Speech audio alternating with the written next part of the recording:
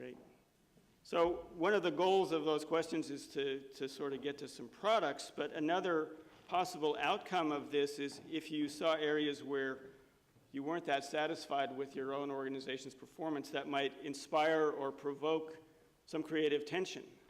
And creative tension is a tremendously powerful force. I think that in all of the examples and images that Ian cited a few minutes ago, those are individuals whose creative tension became manifest on a national scale.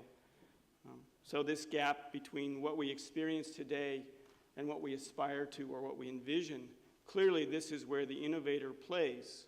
This is where the game is played in innovation.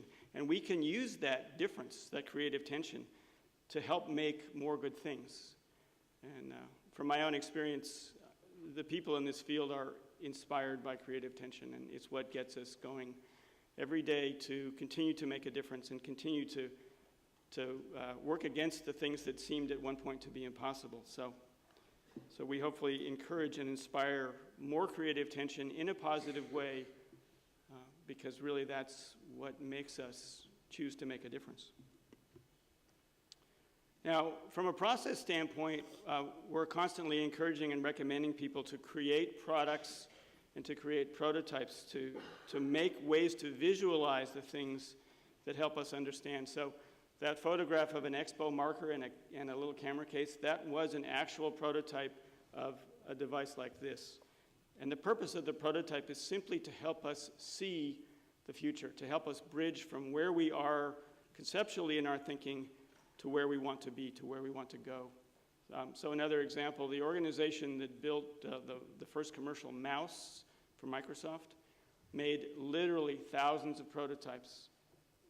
In some cases, they would do multiple prototypes each day in order to accelerate the process, because prototyping is a way to speed things up.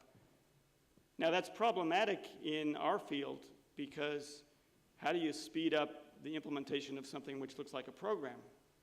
Right? So it's challenging to think about how you can do that, but there's a lot of benefit to be gained if you can figure out how to prototype. And of course, an important way to do that is to engage with a lot of people. Again, embedded within the principle of this conference, this summit, is the desire for you all to interact. And based on what we've seen, obviously, there's lots of interaction going on. Because other people often have the answers to the questions which you wish to ask. Innovation is, as it says here, a team process. So let's make a distinction. Creativity happens in the individual's mind, right? You're inspired by whatever event, by whatever piece of information, by whatever experience. But when you wish to turn that moment of inspiration into something which an organization will design and execute, then you're inevitably engaged with lots of other people. So innovation is almost always a team activity. But then there are times when you just get overwhelmed and you need to take a break. So Einstein famously remarked that when he was stuck with a problem, he would either play his violin or go ride his bike. And this was his way of incubating, of taking a little breather, because the brain will solve problems when you're not paying attention to them. In fact, you'll wake up tomorrow with some problems that you created today solved, because the brain works while you sleep. So very often we can embed this principle in a multiple-day conference and make sure that the afternoon and evening is really jam-packed so that people walk away a little woozy with overload.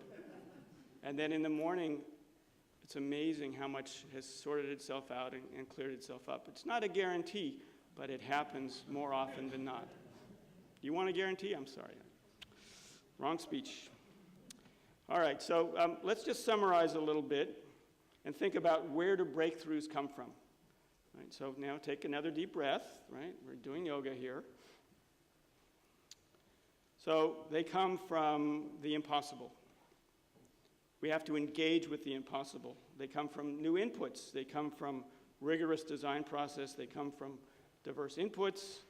They come when we are aligned about our goals. And something that I personally think is very important, they come from the future. When we engage in the conversation about innovation, we are engaging with the future possibility for ourselves, for our organizations, and for our communities.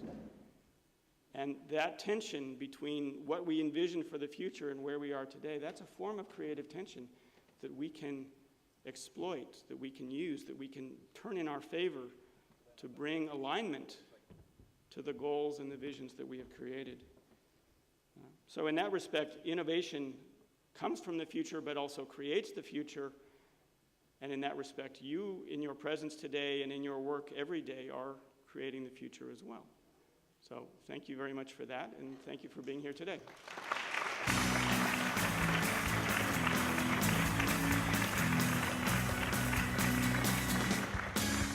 Thank you, Langdon. How fortunate have we been today? A complete lineup of engaging speakers who have not only eloquently captured the challenges and opportunities of our modern society, but embraced them every single day in their work. It's been phenomenal. Thank you all.